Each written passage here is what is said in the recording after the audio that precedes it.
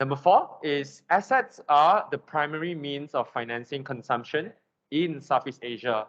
So what this means is that um, as we go into our old age, a lot of our way of financing our retirement is by the assets that we hold. And this could be either in the property that you own, some lands that you own, or maybe through your EPF assets. So number five, in countries with low public transfers, such as Southeast Asia, individuals and families face greater pressure to finance their consumption during old age. So what this means is in countries such as Malaysia and Thailand and Myanmar, our governmental policies and safety nets are not as robust as those in the developed countries such as the US and the UK. And we are less reliant upon state funding and more towards our own, relying on our own family members to support us in our old age. And lastly, population aging does not lead to economic or financial decline. With well-chosen policies, just the opposite may be true. So although it sounds 1 to 5 sounds like it's all doom and gloom, but if we were to make the right actions and make the right policies now, it's actually beneficial to all of us. So another one that is closer to home is the World Bank's research specifically for Malaysia. And this is about productive and inclusive aging for Malaysia. So this is one of the charts that I thought was interesting. And it says older population above 60 plus in Malaysia between 1970 to 2040. So obviously we're not in the year 2040, and this is just a forecast about 20 years from now. So it's forecast that between 2020 to 2046, Malaysia's over 65 years old population will double from 7% to 14%. And here are the key points in the report. Older persons in Malaysia are increasing, not just in absolute numbers, but also in the proportion or the percentage of the population. Number two, three-generation households are declining from 41% in 2004 to 30% in 2016. So a three-generation household is a household that is made up of a child, a parent, and a grandparent. So what it's saying here is that increasingly, we don't have that three-generation household anymore, and it's increasingly going down to maybe a two-generation household or a single-generation household. So this potentially weakens the traditional role of family providing for an elderly person. So number three, almost 75% of EPF members have account balances below 250,000 ringgit at age 54. Now that number is even lower right now because of all the EPF withdrawals. This report was done in year 2020. So the simulation shows that this was translate to a monthly income of less than 1,000 ringgit a month. So number four, older persons are asset rich but cash or income poor. So this corroborates with the report that we've talked about earlier by the United Nations. And what this means is in times of crisis like COVID-19 or in financial crisis, people who hold assets such as your house and maybe in the stock market, you will experience a decline in the value of your assets. And from then onwards, it may be very hard for you to finance your own living expenses. So number five, the number of persons with functional limitations in activities of daily living is projected to double between 2020 and 2040. So a person with functional limitations means you may have a certain amount of disabilities that limits the kind of things that you can do every single day. And there's also a high prevalence of non-communicable diseases. So NCDs are basically diseases that you cannot pass on to somebody else. So these are like diabetes, certain types of cancers, and those are increasing, and it would immediately translate to higher costs financially, and also probably you need more care from a caregiver. So with that aside, the format of the lesson this evening will be like an onion. So I'm going to start by covering the perspective of yourself, and then we're going to move then into the family and then into the church. So why starting off with the self is important is because all of us, we are aging. And at a certain point in time, we will all become elderly. And it's important to have a good perspective and understanding of what the Bible says about old age. And then we can then move forward to the family, and we'll be focusing on spouse and children. And then ultimately, we will go into the church and the wider community. So let's look into the self. So if we live long enough, we all reach old age and become elderly. And it's important that we learn what the Bible says about old age and the perspective we should have as we approach these years.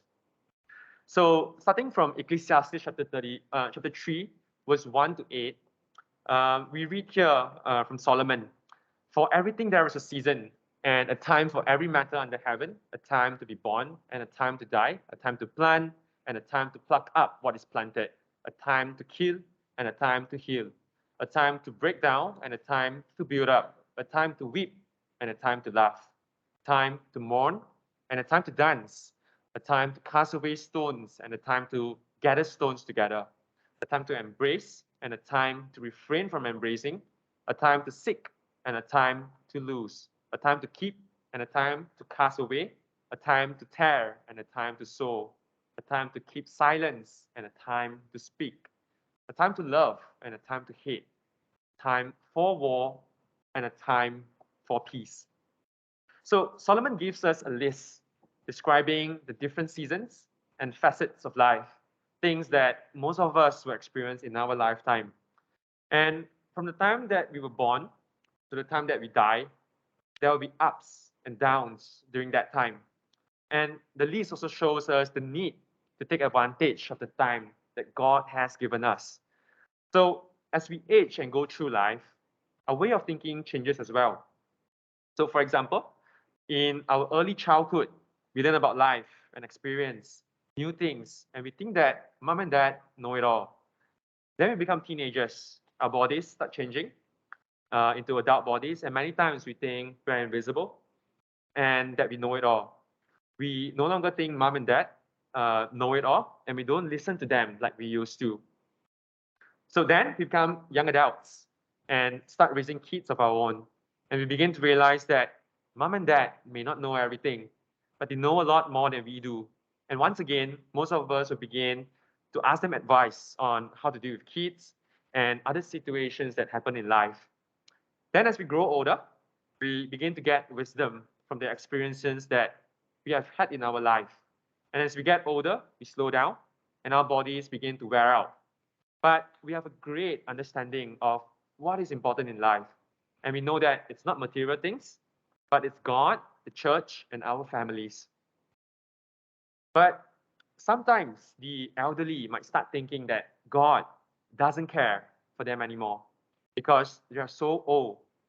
So, two different times, David from the Old Testament pleaded with God not to forsake him in his old age. So, let's go to Psalm chapter 71, verse 9, to look at the first such instance. In verse 9, "Do not cast me off in a time of old age. Forsake me not when my strength is spent." Moving down to verse 18. "So, even to old age and gray hairs, O God, do not forsake me until I proclaim your might to another generation, your power to all those to come." But there was no need for him or any elderly Christian to think that God would ever forsake them, because he will not. God assured the Jews of the Old Testament of this in Isaiah chapter 46, verses 3 to 4. "Listen to me, O house of Jacob, all the remnant of the house of Israel, who have been born by me from before your birth, carried from the womb, even to your old age, I am he. And to gray hairs, I will carry you. I have made and I will bear. I will carry and will save." So he also assured all Christians in Hebrews chapter 13, verse 5 in the New Testament, "Keep your life free from love of money and be content with what you have, for he has said, I will never leave you nor forsake you." So this promise from God makes reference from Deuteronomy chapter 31, verse 6, and it is the foundation for contentment. We can't count on material things such as money or organic things such as our bodies, but we can depend on God and his promises. So the Bible speaks highly about the elderly. In Proverbs chapter 20, verse 29, "The glory of young men is their strength, but the splendor of old men is their gray hair. So God has designed human development that young men excel in physical strength, and that is their glory. And what the elderly lack in physical strength, they should make up for in wisdom. In Proverbs chapter 16, verse 31, it reads, "Gray hair is a crown of glory. It is gained in a righteous life." So, since ancient times, people honor and value the wisdom and experience of old age. They saw the white hair of the elderly as a crown of glory. Now, the preceding verses, "it is gained in a righteous life," is a necessary follow-up statement to the first line of this proverb. So, it isn't age itself that brings a crown of glory to a person, but age in a righteous life. I think we can all agree that age itself does not make all people better, and it certainly does not make a person godlier. And we should rejoice in our old age, realizing the wisdom that we now have, and knowing that we can use that wisdom to help others grow closer to God.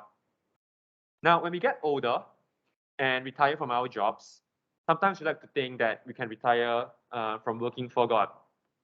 And we tell ourselves that we have worked long enough and now it's time for the younger people to do the work. But this should not be the attitude that we have. When we retire from our jobs, we have more time on our hands that we could use to serve God. And even though we may be slowing down physically, our spirit should be stronger than ever, as Paul says in 2 Corinthians chapter 4, verses 16 to 17. So we do not lose heart, though our outer self is wasting away, our inner self is being renewed day by day.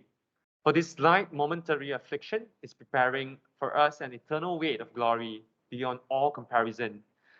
So Paul is teaching us that it doesn't matter what the condition of your physical body is, because your spirit or your inward man is being renewed or strengthened day by day. So those aches and pains that we experience as we go older, I'm 31, I'm feeling it already, should not hold us back from serving God, because we know that our journey in this life is almost over and the pains of this life are only temporary. And they don't compare to the eternal weight of glory that we will experience in heaven for eternity. So this teaches us that there is no room for retirement for a Christian. In Psalm chapter 92, verses 13 to 15, it reads, "They are planted in the house of the Lord. They flourish in the courts of our God. They still bear fruit in old age. They are ever full of sap and green, to declare that the Lord is upright. He is my rock, and there is no unrighteousness in him." So these verses show, without a doubt, that when you are planted in the house of the Lord, which every faithful Christian is, it doesn't matter if you are young or old, you are to flourish and bear fruit for the Lord. God is able to use all his people, no matter what their age. So with this thought in mind about the self, let's go into the next layer and let's see how advancing age can affect our family and their perspective of caring for the elderly.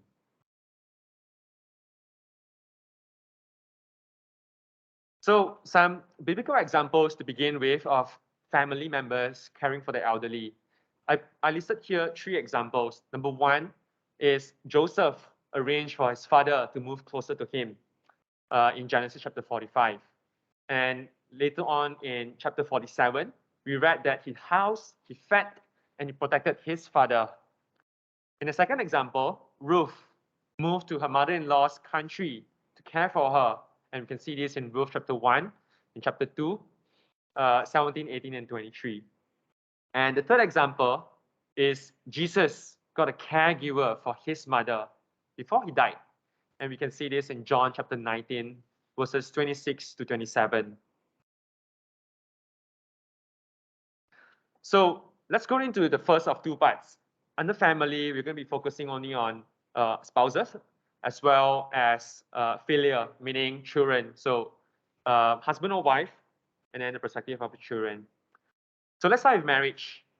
Some of us here may have first-hand experience, or if you don't have it, you can empathize with the pain and tragic choices that chronic diseases such as cancer can inflict on a marriage. So marriage is one of the most cherished and important relationships in society. Yet, when diseases and/or old age strikes couples, it forces people to examine what duties and obligations come with the relationship. But Christians must go one step further. We must bring insights from the scripture to combine with ethical reflection and to determine, if possible, what marriage requires in terms of caregiving. So, first, it is no surprise to acknowledge that women bear the brunt of caregiving far more than men. So, using the US statistics, um, 2 of every 3 family caregivers to the elderly are women. And this is partly due to 2 factors. Number one, biological factors, and partly due to number 2, cultural factors. So biologically, women live longer than men. So globally, at age 15 and 20, men outnumber women by 106 to 100. So men outnumber women at 15 to 20. But as we move through adulthood, this ratio becomes lower and lower. For 70 years old, the ratio is 89 men per 100 women. And in the very oldest bracket, age bracket of 100 years old, there are only 25 men per 100 women. So going into the cultural side of things, there are also societal influences that help keep women as the primary caregivers. Now, when men assume the caregiving role, they are more likely to take on a less personal chores, such as home repair and gardening. While women caregivers take on feeding, toileting, and bathing of the disabled spouse. So, and there are 2 basic models for marriage that exist in our society. And the first one is we'll label them relational model of marriage. So the emphasis here is on the personal relationship formed in marriage. And as the relationship withers, so does the marriage withers. So if such a relationship is unlikely or impossible due to poor health, the marriage itself has weakened accordingly. So this emphasis on relationship doesn't capture the full essence of marriage given to us in the scripture. The Bible consistently calls for a higher level of spousal commitment, insistent on agape love, which is unselfish and unconditional love, as the marital norm.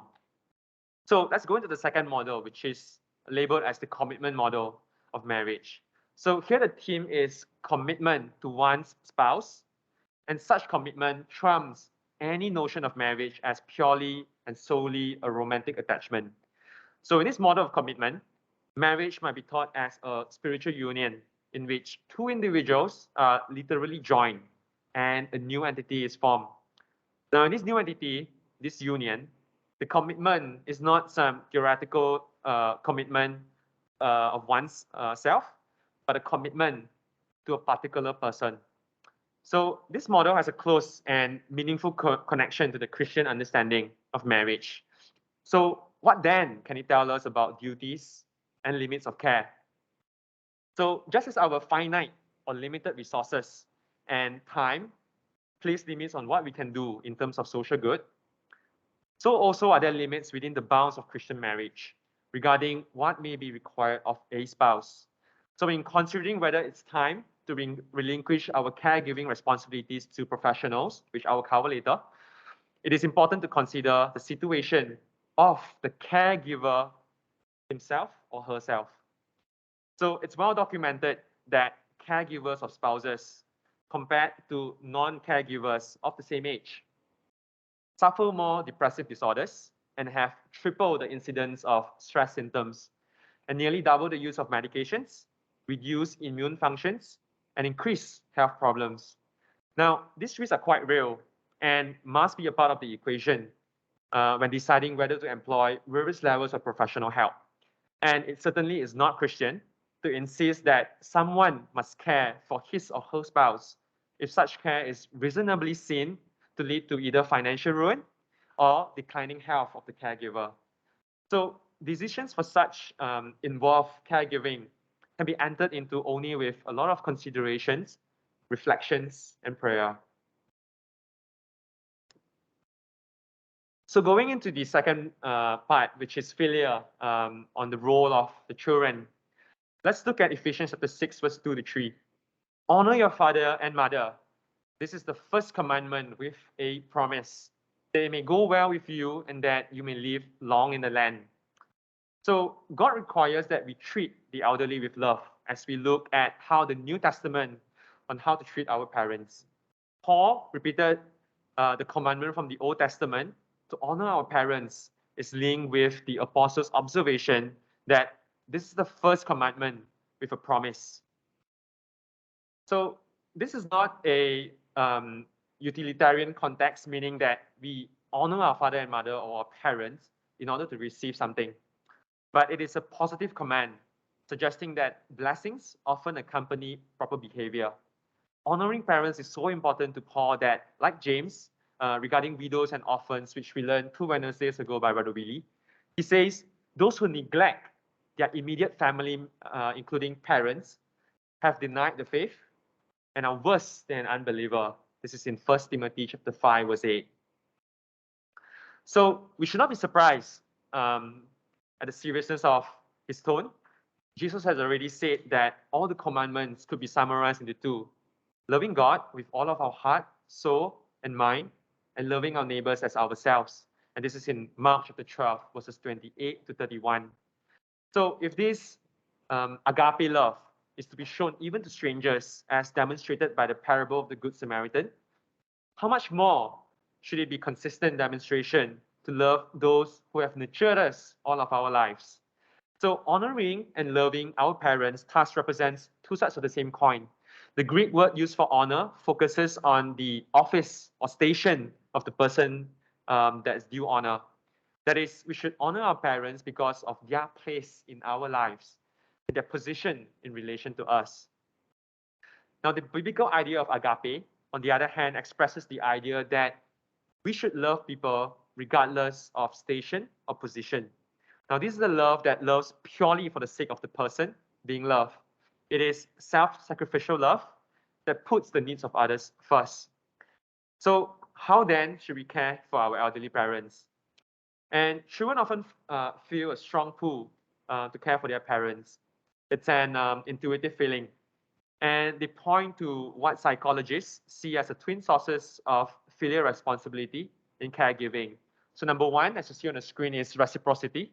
And number two is gratitude. So let's cover the first one, reciprocity.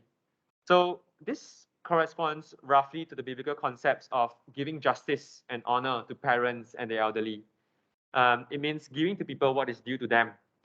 Gratitude, the second one, goes beyond reciprocity in its insistence on benevolence, and it has some connections with the biblical idea of love.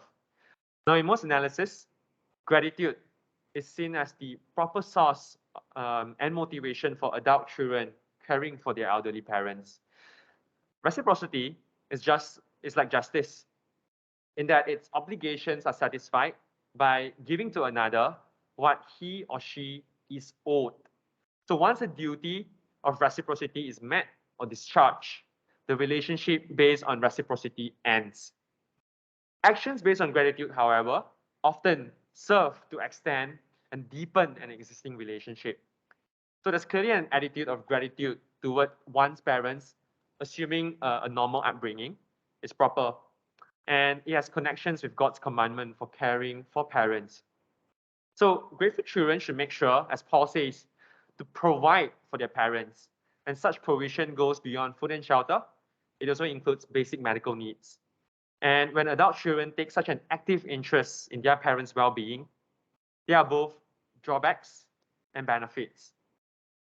So you can imagine that it's not an easy thing to see your own father, your own mother, pillars of strength to the caregiver as a child, slowly lose their strength and their health.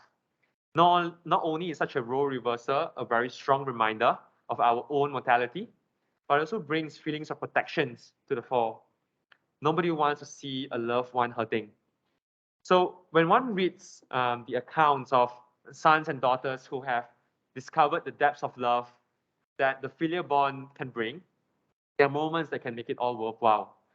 And it's often true that when one cares for his or her parents out of love and gratitude, the relationship is often furthered and enhanced.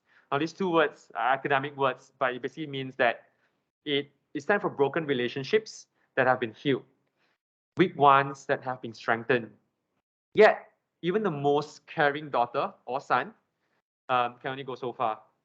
There often comes a time when the burden of care is simply becoming too much. So whether it's a conflicting obligation of virtue or the parent's health simply needs more than what a normal person can provide, there may come a time when it's proper to consider bringing in extra help. So how do we know, or how does one know whether the threshold has been crossed? So similar to what we've covered earlier under spousal, um, when caring for a chronically ill spouse, the decision is usually a balancing act that considers the unique features of each case. So it's on a case-by-case basis. And there are general guidelines that can help potential caregivers. So when is it time for the professionals to come in? When deciding whether professional assistance is necessary, what we can do is measure the elderly's ability to perform the activities of daily living, ADL.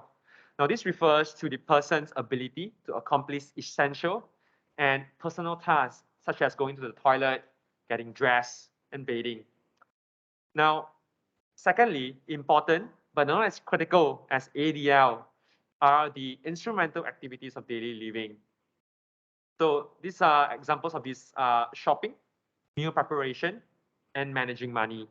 Now, both sets of activities are assessed in evaluating a person for professional assistance. So individuals who cannot perform one ADL are considered moderately disabled. And those who cannot perform two or more are severely disabled. Such people, if they are to live at home, they need consistent help in routine activities. They need round-the-clock care because such activities often need regular attention throughout all the day. One, as a caregiver, must plan carefully and realistically when considering caring for the elderly. Now, it's doubtful that a caregiver could maintain a traditional job, a 9-to-5 job, when the elderly cannot perform one or more ADL. And it is important to realize that there are many options in professional healthcare, both outside and inside the home. So in considering whether it's time to relinquish caregiving to professionals, again, it's important to consider the situation of the caregiver himself or herself. So moving into the last layer of the onion is the church and community. So I want to start with a warning. The church plays a central role in supporting and empowering the elderly, but it can also become the very institution that abuses them. Let's look at Mark chapter 7, verses 9 to 13. And he said to them, "You have a fine way of rejecting the commandment of God in order to establish your tradition. For Moses said, 'Honor your father and your mother, and whoever reviles father or mother must surely die.' But you say, if a man tells his father or his mother, 'Whatever you have gained from me is korban,' that is given to God, then you no longer permit him to do anything for his father or mother, thus making void the word of God by your tradition that you have handed down, and many such things you do." So here we see Jesus confront the Pharisees who abuse their power by orchestrating a loophole for their own personal gain. This was a loophole where a child could say that his or her possessions or savings were korban, that is especially devoted to God, and therefore is unavailable to help the parents. So through this loophole, the child could disobey the command to honor your father or mother and do it while appearing seemingly religious. So with that warning aside, we're going to talk a little bit about history. So many church leaders and members have grown up during an era when there were larger numbers of children. Just imagine during the baby boomers. So the number of children, the youth and young families in churches. So many ministers undertook their training in a period where the focus was outreach and ministry on families and young people. So many churches have youth workers or ministers whose role focuses on care and outreach to children and young people. Few churches have leadership roles for older people or workers who focus on the spiritual needs of and outreach to older people. Few Bible colleges include programs on ministries among older people. Few church leaders have any training or knowledge of the specific needs of the elderly. And there are not many with a passion for exploring the opportunities of mission to older people. So under this heading of church and community, I'm going to cover two issues facing older people, and I'll provide some suggestions for what we as a church can do. Now, I hope this provides ideas so that we can make a start or build upon the foundations that we already have in this area. So number one is to reduce loneliness. And I'm going to begin this with a case study for us to read. So Robert was an 88-year-old gentleman who lived alone since the death of his wife 5 years ago. Although he spoke to his son regularly on the phone, Robert had not seen any of his family since the death of his wife. He had withdrawn from the circles of friends and regular social events and thus become very isolated, spending hours and days on his own. He continued to mourn the loss of his wife, although he initially managed the practicalities of living alone. He struggled emotionally and socially without her. Robert's poor eyesight meant he had to give up his car. Arthritis and heart failure made it difficult to walk long distances or up hills, and therefore less able to get to a bus to go out. He found himself stuck at home for many hours and days, feeling isolated and lonely. Spending so much time on his own in his grief and isolation, Robert began to be depressed. With his increasingly poor eyesight and frailty, everyday functional activities became difficult and social activities impossible. Things he used to enjoy with his wife, such as sitting in his garden, enjoying a nice meal, or simply have a cup of coffee together, became unbearable on his own. His usually good appetite reduced. His ability and inclination to cook also declined, resulting in many days without a meal. His reduced functional abilities led to poor living conditions and dangerous situations, such as forgetting to put water in the kettle, leaving the iron switch on, leaving clutter and trip hazards around the house. The poor living conditions and isolated lifestyles began to affect Robert's physical health. His lack of good diet, exercise, and social interaction made him weak and frail. He became more immobile and struggled with incontinence, frequent infections, and a decline of his general health. At times, Robert spoke of his loneliness and isolations, of the depression and despair at spending so much time on his own. His isolation made the sadness and grief at the loss of his wife unbearable. His loneliness and isolation began to affect his memory and orientation. He had episodes of confusion, frustrations, and anger. It was as though he was living in a vicious cycle of isolation and decreasing independence. The lonelier and more isolated Robert felt, the less he was able to do for himself, and the more despair that he felt. So, looking at this story about Robert, and we reflect upon the recent COVID-19 pandemic, many people struggle with enforced social isolation and the experience of loneliness. So, thanks to that, there is now a wider understanding of the physical, the mental, and the social or emotional impacts of being socially isolated, or spending hours, days, and weeks alone, being limited to telephone and virtual contact with others, and devoid of physical contact with others. So for many people living in old age, such social isolation and loneliness are an everyday norm. It's normal for them. Whilst some develop resilience and contentment, which enables them to live alone without distress, others, like Robert, struggle with the despair of loneliness. So recognizing the impact of social isolation and loneliness on the physical, mental, and emotional health of older people, the church can offer opportunities for activities. And we can do this to reduce loneliness as part of our mission and ministry. So let's think about it in two levels, at the individual level and at the community level.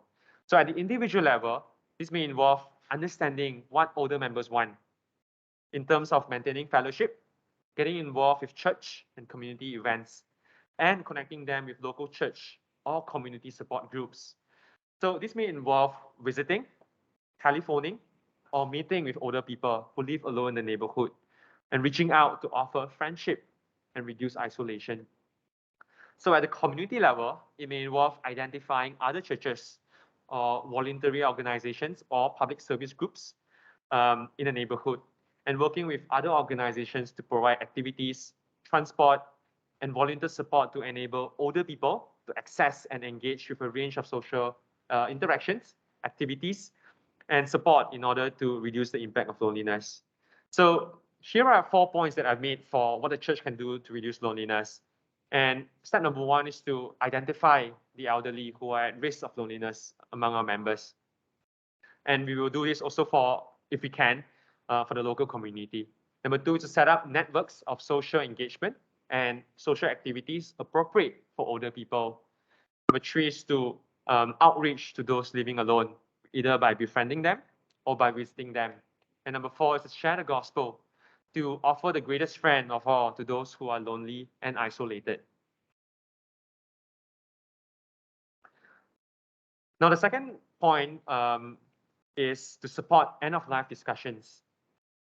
So people in old age may need support and encouragement to look forward and consider future decisions regarding their health, their care, or potential or likely treatments. Now, whether the person is active or is struggling with a long-term condition or is housebound or frail, making informed decisions regarding the future care is really important.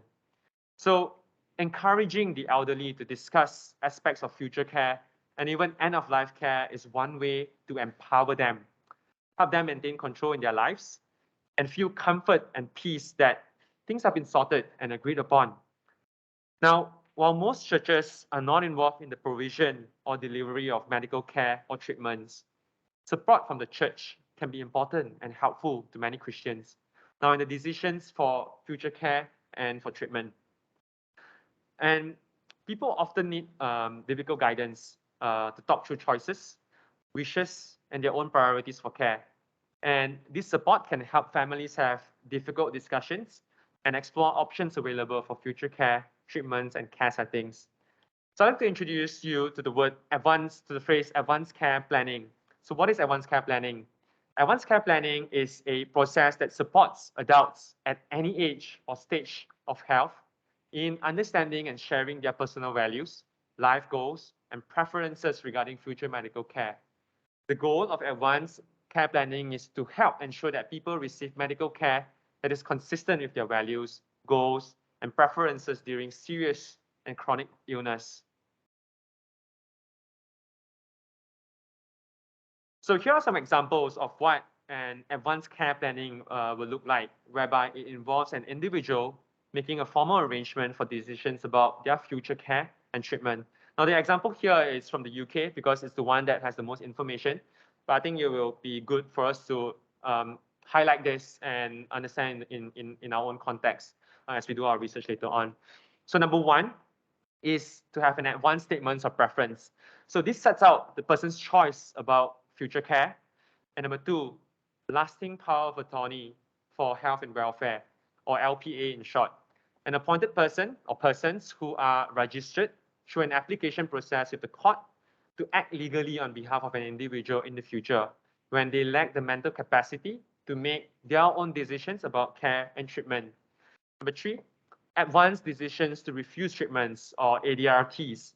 Define urgent care and treatments which the individual would not wish to have in the future, such as resuscitation, artificial ventilation, invasive surgical procedures. And this treatment set out in a valid ADRT cannot legally be afforded to an individual. Next, number 4 is treatment escalation plans, or TEP. It sets out clinical decisions agreed with the person and their GP or hospital doctors, such as do not resuscitate, appropriateness of hospital admission, and the futility of high-tech treatments. Number 5, recommended summary plan for emergency care and treatment, or RESPECT. So it is quite similar to TEP in agreeing the relevance or desire for emergency treatment, such as resuscitation and other forms of hospital care. And lastly, priorities of care, often used to plan individual wishes for end-of-life care, including identification of preferred place of care, clarifying active treatments, priorities of focus of care, spiritual, and religious aspects of care. So here's another case study from Jane and about Jane and Peter. So Jane and Peter have been married for over 60 years, but Jane's health was failing due to heart failure and diabetes, and Peter struggled with his mental health and early signs of dementia. Whilst Peter tried to care for his wife, they were both finding it a struggle to manage at home. They had no children, but Jane had a niece who helped them both with financial matters and organizing of care and support at home. Now, on returning from hospital, having fallen at home and breaking her hip, Jane asked her niece, Denise, to help her and Peter make plans for their future care. Denise lived many miles away, but agreed to act as lasting power of attorney for both Jane and Peter. And applications were made for LPAs for property and financial affairs, and for health and welfare. Both Jane and Peter discussed likely arrangements and care needs they both may have in the future, and with Denise, and appointments were made for them to discuss treatment escalation plans with their GPs, to record the fact that neither of them wanted to be resuscitated nor be admitted to hospital. So Jane and Peter were part of a local church, and it was arranged for one of the elders to be a contact point with Denise. Several of the church membership supported the couple at home with practical help, with shopping, gardening, cooking. They attended church services and social activities regularly, and with help from members who gave them lifts and drove them to appointments, etc. And over the next few months, as Jane's health deteriorated, there were concerns by church members that Peter was not able to manage to care for his wife on his own, or able to look after himself. Denise liaised with the church elder and arranged for regular care to be provided for Jane at home. Referral to the local hospice team and discussions with Jane's GP regarding end-of-life care. Support was also arranged for Peter at home. Now, when Jane sadly died, Denise made all the arrangements for her funeral, supporting Peter with decisions needed, and liaised with the church elder. She arranged for him to stay in the local care home, which is something they had discussed with Denise when she first took on the role of LPA. So Peter now resides in the care home and has flourished with regular meals, good care, and pleasant company. He admits that having Denise as his LPA made all the difference. She just sorts everything out. Sorry, I'm losing my voice.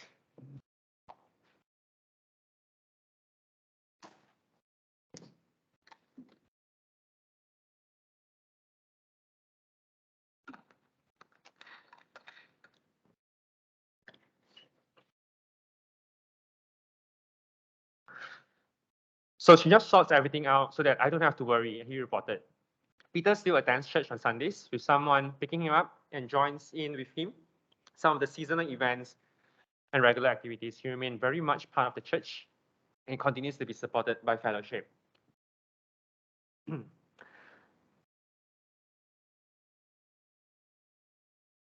So on this point, the elderly may turn to leaders within the church for advice, support, and help in making any sort of advanced care plans.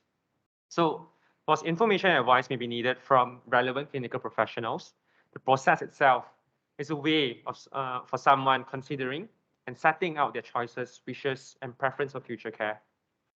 So church leaders and members should be aware of the purpose and usefulness of advanced care planning and create opportunities for the elderly to consider their wishes and plans for future care and treatments. So here are some of the ways that the church can do to support the elderly with end-of-life discussions. Number one is to help older people prepare for end-of-life, both spiritually, emotionally, and practically. Number two is to encourage and facilitate open discussions about advanced care planning, choices and wishes for care and treatment for end-of-life. Now, this probably is a topic that's very taboo for the Asian culture because if you were to bring up, advanced care and end-of-life discussions with your mom and dad, you probably hear the word "sorry jaya," right? So it's probably something that you need to think about how you want to position it. So number three is to identify the elderly who have no family nearby, who may need guidance and support to make alternative arrangements for future care. For example, advanced decisions and LPAs. And number four is to enable discussion and Bible study on end-of-life aspects. Now, we did this last year with Brother Joshua sharing about euthanasia.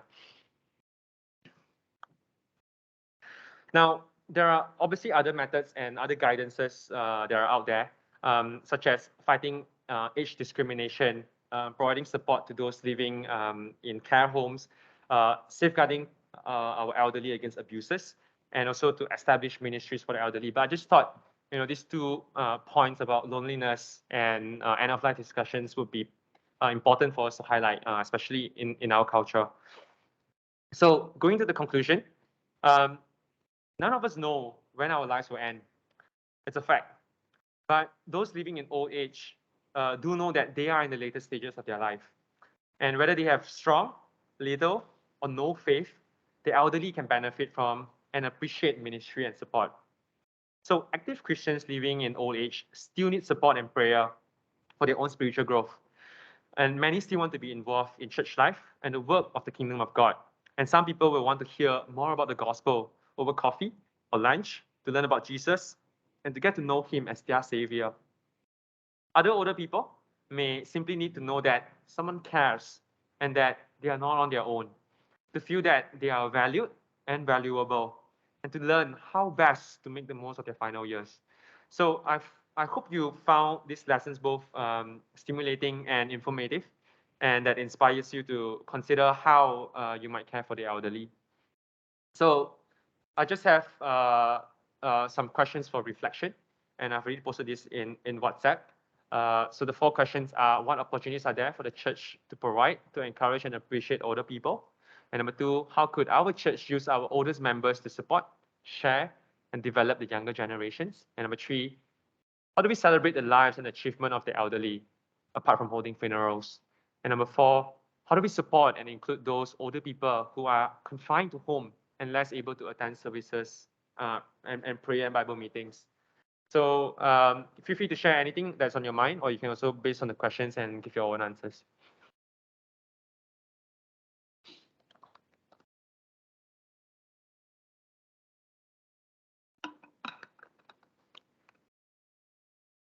Annabelle.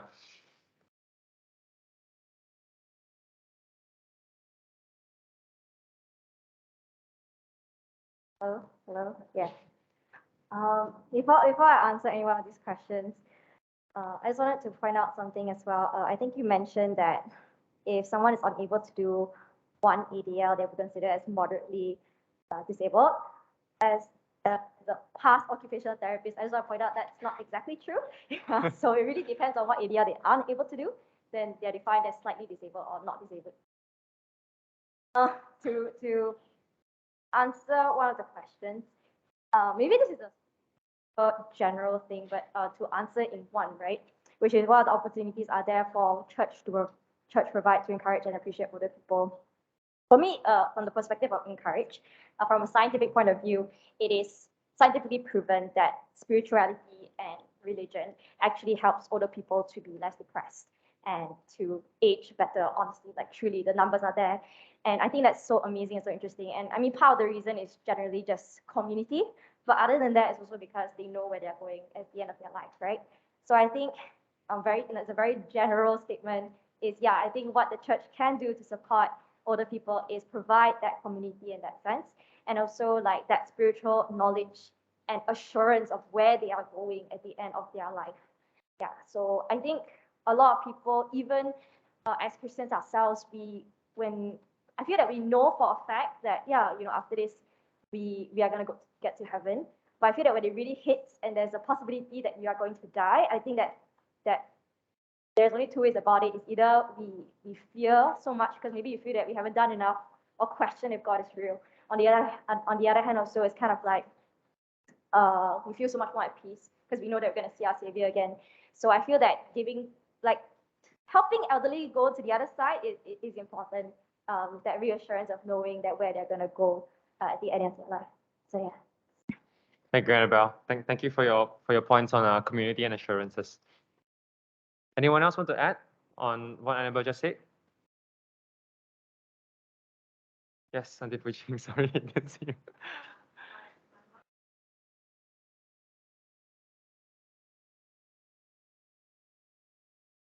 Oh, we can't hear you. Yeah, can you go closer to the mic?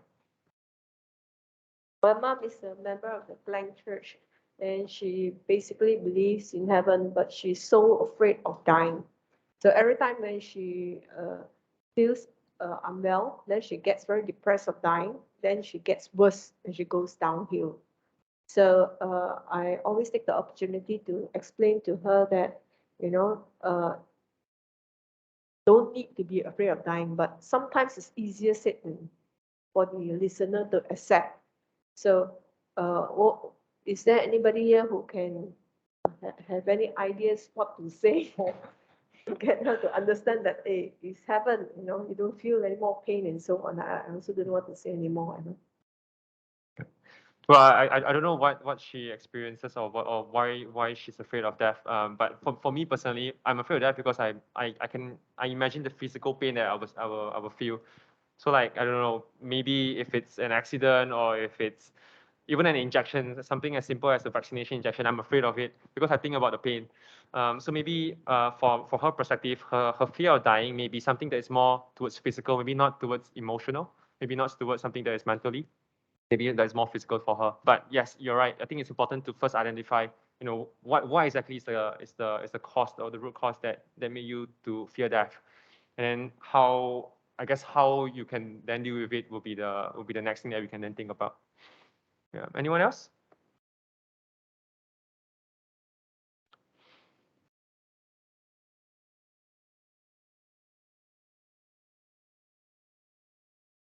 Okay, then maybe I'll share on Kelvin. question 4 then. Uh, okay, about 2 years ago, after I was done with my degree, I went back to Ipoh just for a short period of time. So during that period of time, I followed a brother to actually visit a sister lah. Every old elderly sister every Friday. Every Friday we just visit and just do a simple Bible study lah. So I'll just be there just to sit and what lah. So I think what I point out is that at the end of the day, right, older people, right, they need, regardless of whatever is, whether they have family members on, they need presence of somebody lah. So I think for us, how can we support them is, because our congregation here, we have all our lessons or whatnot live stream lah. So I think if we do know of older people who can't come because again COVID is there high restriction, maybe some of us, 2-3 of us, just go to that house and just sing with them, just go through that whole worship with them, but Bible study with them, just visit them. Yeah, that's the least we can do. And I think the third one, to make the celebration obvious, like a simple happy birthday celebration, we just bring that up for makan, or a few of us bring that for makan. So I think that's a good first step. Thanks, Karen. I think those are things that definitely they will appreciate a lot. And I think just on the point about helping them to worship online, I think a lot of times, even for our parents, it's actually very hard for them to navigate with technological devices and systems. So in our mind, it may be really easy, like, oh, you just sign up, you log in, and then you click the button, you're on. But for them, it's like, going to Kuala Lumpur, like a cafe in Kuala Lumpur without a GPS. So it's very daunting. It's a very daunting process, and I think it's important to provide them step-by-step guidance. And you being there with them and conducting the service with them, I think that's very helpful.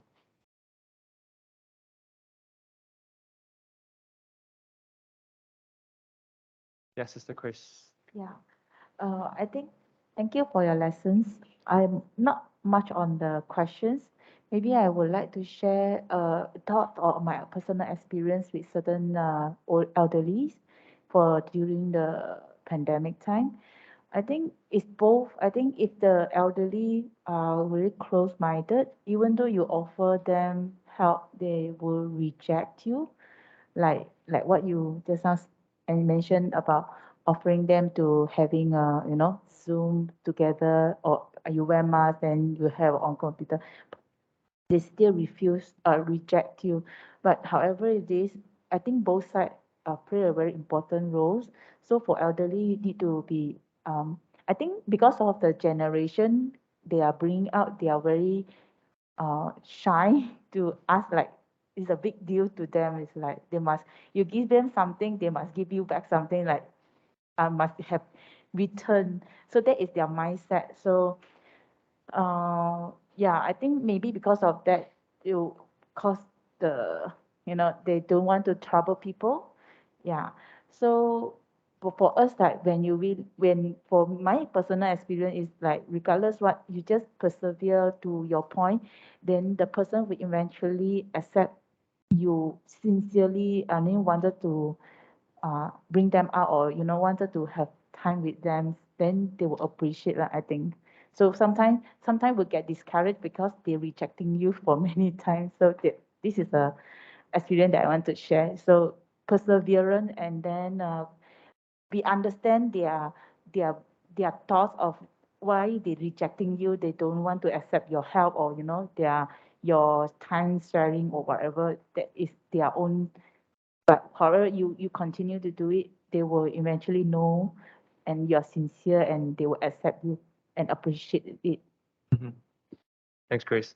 I also think that a lot of times when we, not just for the elderly, but just outreaching in general to other people, maybe whether it's from evangelism, probably use evangelism as an example. Probably the biggest fear that a lot of us will have is the fear of rejection. So approaching somebody and saying that, hey, can I speak to you or share with you about the gospel, or can we go out for lunch together? And you're just afraid that somebody might say no, and it's an innate fear that all of us would have, no matter how old you are. And I think in a case where if you're approaching an elderly person, I think there are a lot of frictions whether it's culturally or because of the generation gap that Chris just mentioned. I think those are things that are definitely there, and that those are the resistance that will be that will be there. So I think we're going to think about how we can understanding that those the situation, and then thinking about how we can then approach them despite all these frictions would be helpful. Thank you. Lorraine?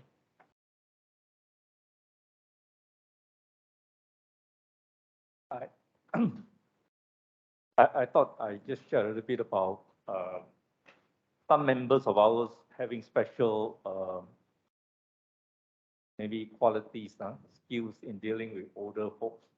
And I think it's very admirable.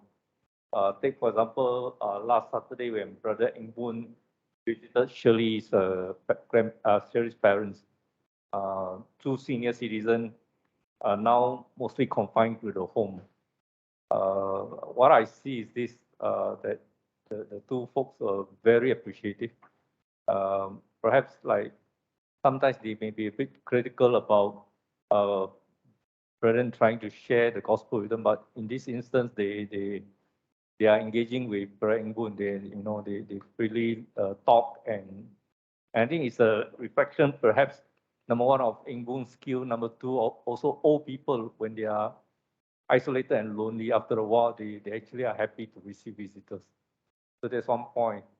Those days when some years ago, like Brother Alan Lee's mom was here. Then there was Bujin's grandfather, even Sister Leong, Abby's mom, right?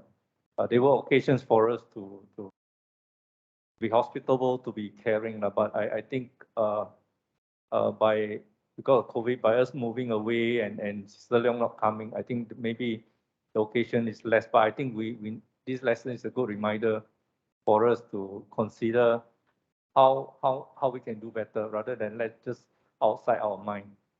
Yeah. Thanks, Ryan.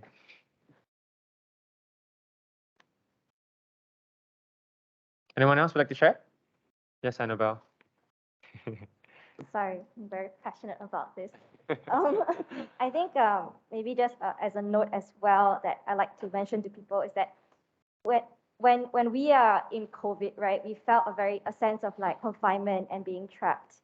And I like to tell people that, yeah, that's exactly what so many of our elderly people feel on a day-to-day basis, even though they are perfectly able, right? Because like you and me, we are perfectly able during COVID. We can walk around our house and that's fine. But we still feel a sense of like, it's different, it's uncomfortable, it's just not great. And that's how a lot of older people feel. Like even if it's not nursing home, it's even their own home with their family members as well. Like sometimes it's just that confinement is just not great. So I think although like the fourth question is kind of like who are confined to their home and unable to attend services, yeah, I think like Uncle Ing say, like going to them and that social interaction is so important, right?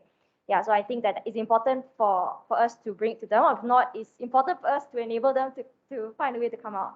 Yeah, so because like even for us, like the moment we came out, it's like wow, such freedom. even if it's doing things like just going out to buy shopping, even if you're alone, it's like, oh, so amazing kind of thing. And I think that's the kind of empathy that we've gained through COVID. With like, I feel that we're able to empathize with older people better.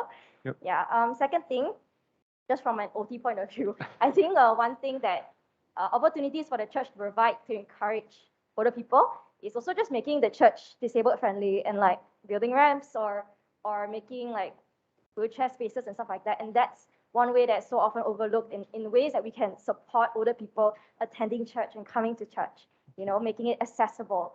So I think that's something that, like, the church can do to support older people. So, yeah. Yep. Thank you, Annabelle. Yes, okay. Yeah, I thought I'd just share one more point. Sister Margaret Kumari, actually, she's a very lonely lady in Johor. Haven't seen his son for many months, years. So there was this introduction of WhatsApp to her, and I think some of our younger members may feel a little bit, how to say, annoyed with her daily dose of blessings. I think that there were probably one or two who will probably ask her to stop, and she actually felt very bad. So she started asking the various recipients, are you really annoyed, or do you want me to stop sending? My point is this, she said, the way she says, I'm so sorry, I'm very lonely, and I just thought this is one way I can get in touch with my brothers and sisters. For me, I told her no, I will come, and to tell you the truth is, most days when I'm free, I will also respond to wish her good morning or a blessed day or whatever it is. I think these are the little things. We are not going all the way there to visit her or out our way to really impose on our time and resources.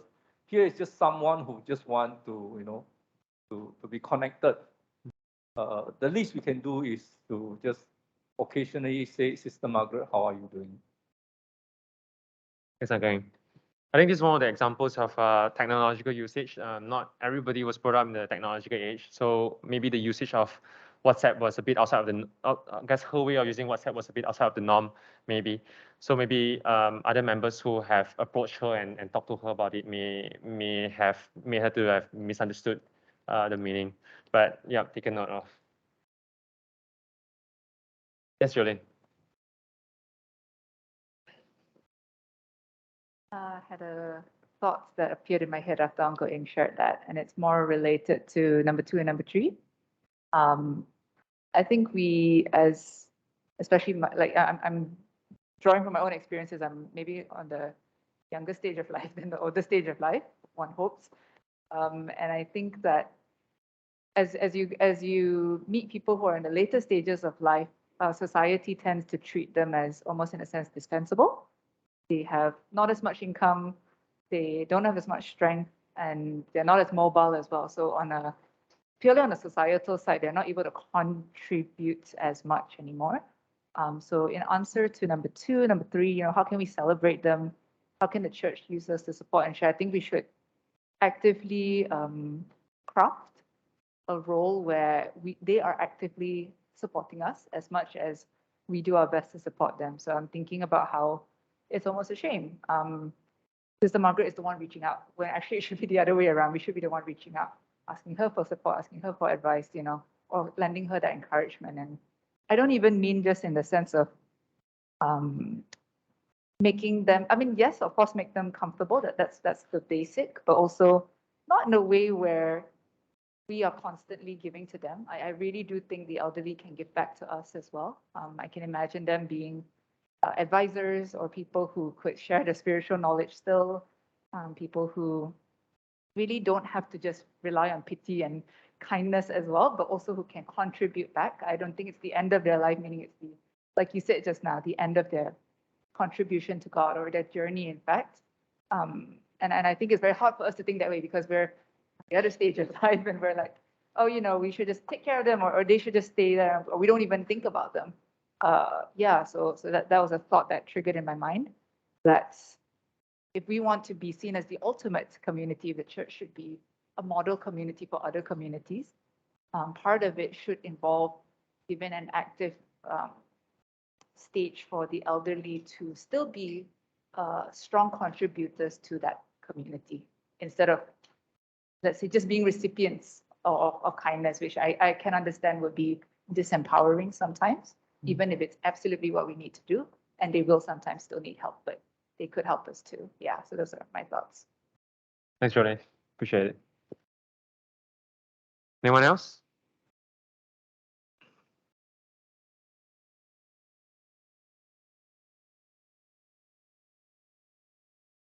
Okay, it's 9:30. Thank you everyone for your attention and appreciate your time tonight. We're gonna stand for the closing prayer.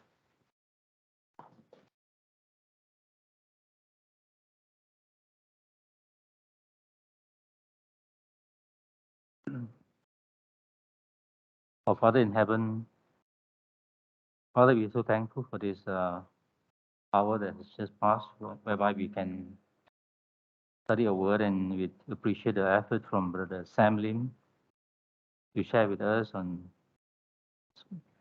your word, and that you care for the elderly.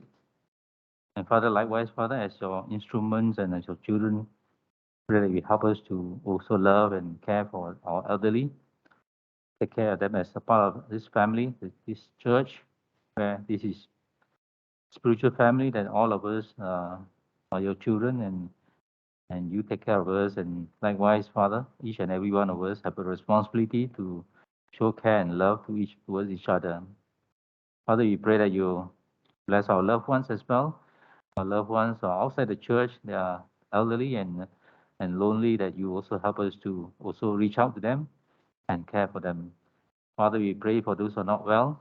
We pray that your healing hands be upon them and take care of them, help them to have a speedy recovery. And at this moment, Father, we pray that you bless Hannah, daughter of Kevin, and Vivian, that because she is hospitalized, she is in the hospital now, getting treatment for her vomit, and pray that she will be well very soon.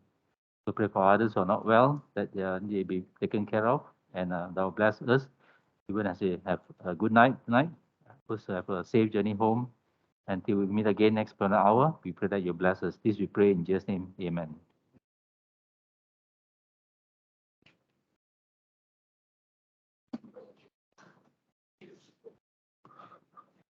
Church would like to thank Brother Sam for the lesson. So we also want to thank friends and brethren who joined our Bible class.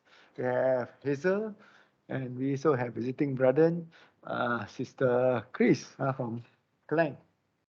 Next Wednesday, it will be a prayer meeting. Brother Jonah will be facilitating this prayer meeting, and he also will share a short devotion, trusting God when his answer is no.